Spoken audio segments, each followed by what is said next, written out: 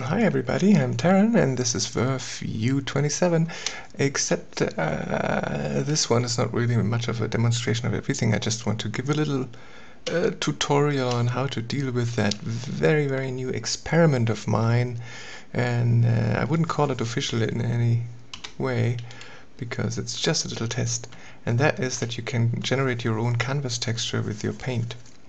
And you do that by toggling between your current painting and the standard procedurals for the canvas texture. Problem is, every time you toggle back to your procedural texture, it will delete your previous canvas texture that you've painted. So it's a kind of a not so elegant thing. So anyway, so right now what you do is you paint whatever you want to have as a canvas texture. Oh, that is so creative. I'm just making some nonsense, doesn't matter. What? Oh, no, it doesn't matter. And then you hit Control P. And now I clear the image. I hit delete just to clear the image so you can see this is actually the canvas texture. And now with the strength, you can still modify just how strong that canvas texture is affecting your paint.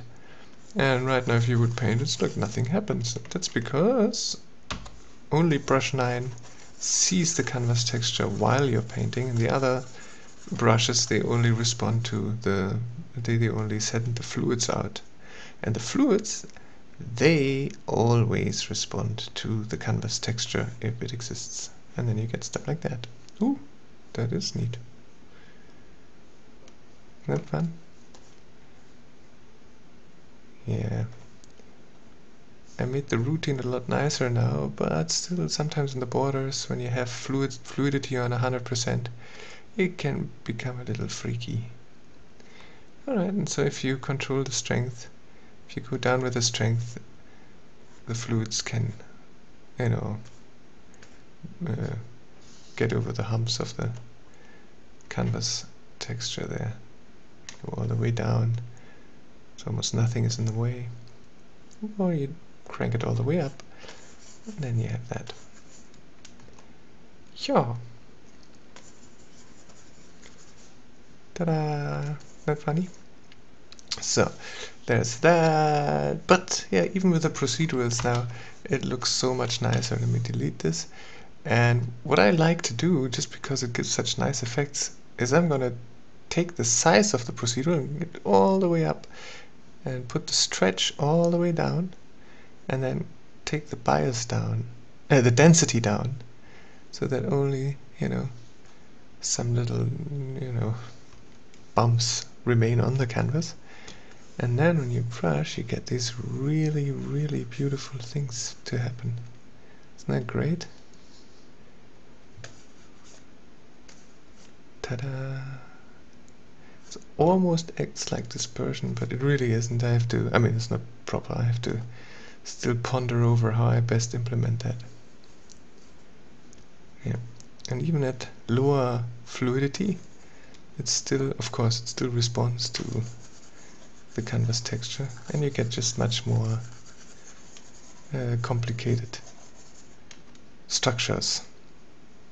Yeah, that look much nicer. But that is just fun. Also, if you control the fluid sharpness, by now I really like to take it down to 0, and that's kind of like a proper type of behavior, more proper for the vectors. But it is a bit slower, and I put it on 100% where everything goes a lot faster, because of weaker machines that have some more trouble processing all of that stuff. Yet, depending on what you want, the parameter is actually quite interesting in general for different effects. So there's that. Take the bump down just for fun. Take the glossiness down, like so. And fluidity all the way up. And I have a bunch of other things that are quite interesting. do this. Isn't that neat? Look at all this stuff. What happens there is just wild. Like that. Yeah. Or smudge all the way to 0, which is like a direct push of the colors. Or if you want to go all the way nuts, you can go into the warp mode, which also sees the canvas texture. That is pretty harsh. Boink. Yeah. So, yeah.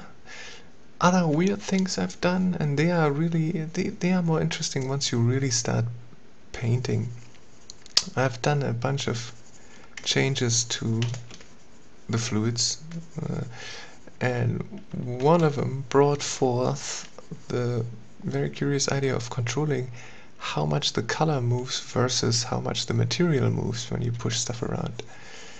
So see now, I mean, if you take that color push all the way to 0, then actually the color won't move at all. Only the material will move around. That's very weird to see. But if you have the color move a little, and see it's bleeding like as if it was pigment in water. It's a different kind of thing that happens. Or if you go the other way around and push the color over 100%, it also gives some neat effects. Detaching the color from the material a little bit. And it also looks like it's bleeding. Somehow watery. Why would both things look watery? I don't know. So, and this is interesting when you do blending, when you really start painting. I don't know, let me just do some nonsense here. Let's say, yeah, I want to do this and see, because I push the color so hard, so much, I don't have to move the brush much to let it blend. I suppose you kind of have to do that yourself to really realize how much nicer it is to do this kind of shading, or rather lighting in this case, as I'm painting the light. Yeah, and it's really nice. I like that. Yeah. So there's that. Alright, and what does it feel like? Yeah, see, you don't want to do that. You don't want to go down with the color push and you want to do blending like that. So if you go faster, you get a kind of a more aggressive blending. So there's that. And also don't forget to control your fluid smudge. You can go all the way up, and then you get even softer stuff going on like that, see? Very soft. Yeah.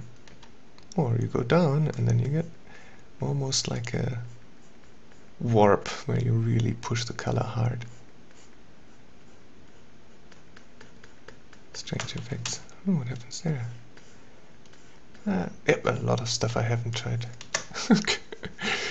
I don't really have time. I have these funny ideas that suddenly pop into my head, and then I gotta try it out, like write it real quick and see what happens.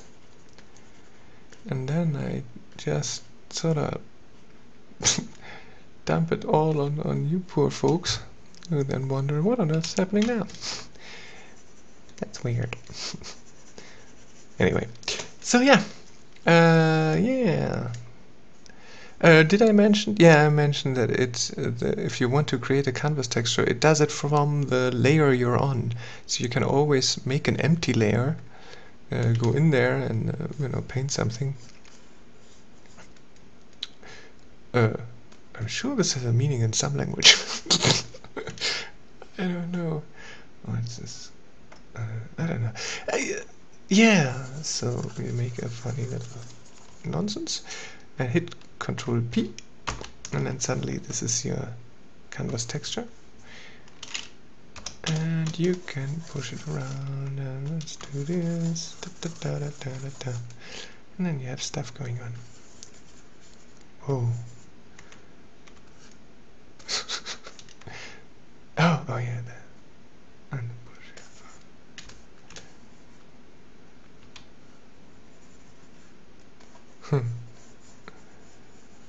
and I'm sure it's good for something.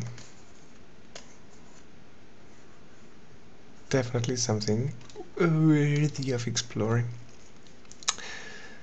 Alright, and this is also gonna be interesting once I finally make a proper 16-bit or even 32-bit import. Don't have that yet, it's still to come. But once that is there, then that's gonna be even more interesting, of course. Yeah, because it's very, very easy to make these canvas textures, and then you can load up your own, or you know, find some funny patterns on the web or whatever, that kind of stuff. Yeah, and I have to do my proper, what would you call it, repeat paint type of solution. Right now you cannot paint outside of your image, which is kind of sad, so I'll have to figure out a nice solution for that. Yeah, so that you can paint some more proper patterns, and then I hook up all the bells and whistles, features like scaling and repeating, and the kind of repeat you want for your canvas texture, and how it behaves when you crop the whole thing, and all that kind of stuff. All the jazz. All right.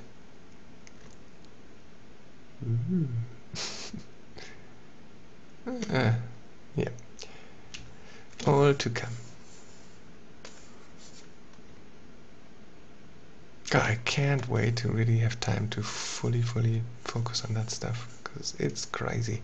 Okay, so I hope I brought across how this currently works, and it's really just experimental, so be gentle. That rhymes. And yeah, and I hope I see you on the forum. So I'd say bye for now, and next time I also show you some of the other features I've hooked up in the meantime. Oh, I should show that, because that's weird. Yeah, no, I gotta show you one more thing. One more thing, just one more thing. Alright, let's get rid of this stuff here. Ta-da, yeah. Let's clear this, alright. Well, let's take the canvas texture down for a second. Or turn it off even. I'd like to show you a weird thing I've done for brush number 9, and that is, let me take just a few bristles here. I hooked up brush oscillation. It's just a little test to get the particle motion going, which is gonna come eventually too, so that the bristles can move freely and that kind of stuff. And as a funny little test, I just made an oscillation for each bristle based on how far you move with your brush. You can see. So, and it has, of course, the amount of oscillation, how far. Speed I didn't hook up. Didn't matter right now. It's just also another little experiment. And I added a funny chaos mode. In the chaos mode, it just basically does some random offsets to how it reads the sign, and that really is super exciting. I'll show you in a moment why. Before I do that though, let me show you the first time I really have a very nice use for the mouse speed. Because right now if you do this, you can see it's a little squiggly and crackly and looks like crap. And if you go down with the mouse speed, you then get very soft lines, see, because it does a nice delay and filters your motion, so you don't get that many squiggles. Squiggly crap. There you go. You can do that really big too, like so. Yeah, interesting. Yeah, so there's that. Maybe if you even slow it down further. Okay, maybe that was much. A bit too much. Anyway, so brush oscillation, funny stuff. So, and what's cool about that is, if you take all the bristles, like so, oh, and fill this with black, there you go. And then you blend, you see what happens? See, I just stroke next to the line, and it blends like that. Is that neat? If I wouldn't have any oscillation, and I blend next to, smudge next to it, see, nothing happens. But because it oscillates, it carries the paint into your stroke. And that's even wilder when you hook up the chaos. That neat? Just a neat little quick effect. I thought it's pretty cool. Very, very interesting. If I turn the smudge back up, and you can use that to do some very curious kind of blending. It's just interesting, you know, if you paint and instead of, you know, having to push that stuff inside, you can just blend right next to it like that, and it just does this. I thought that is great. Sure, this will come in handy. I'm absolutely certain it will. Yeah, so there's that. Besides funny fur, of course. Meh. Yeah. And strange grass effects too. Or strange one. Oh, I mean, yeah.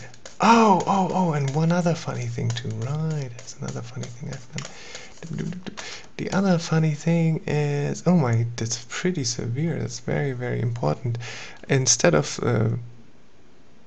brush blur that used to be the third button here, I now have pen-based pressure or not a switch that toggles that on and off, and the reason for it was actually rather for the mouse.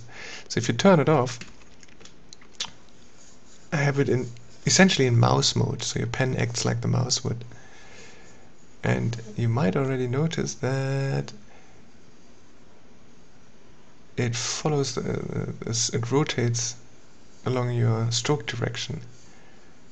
And so I thought that's kind of useful even if you use the pen. And then I will put a switch in eventually too. But the other interesting thing is, it instead of pressure, it takes your speed. So if you move slowly, is equivalent of little pressure, and if you move faster, that's more pressure. So you can do this solution to simulating pressure control, even if you only use a mouse. But it's even interesting when you have your pen to get some very neat effects.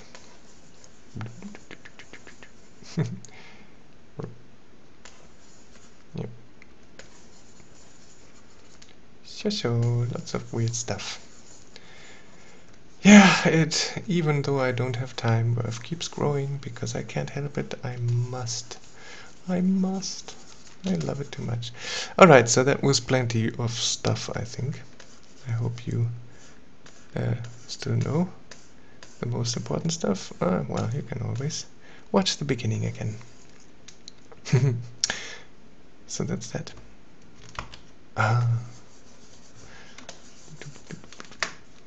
See? Now that is your canvas texture. Holy heck. How about a few more? There, a few more bristles would help.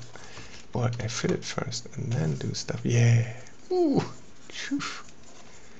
Interesting. Look at that. Instantly something weird. Like we want that.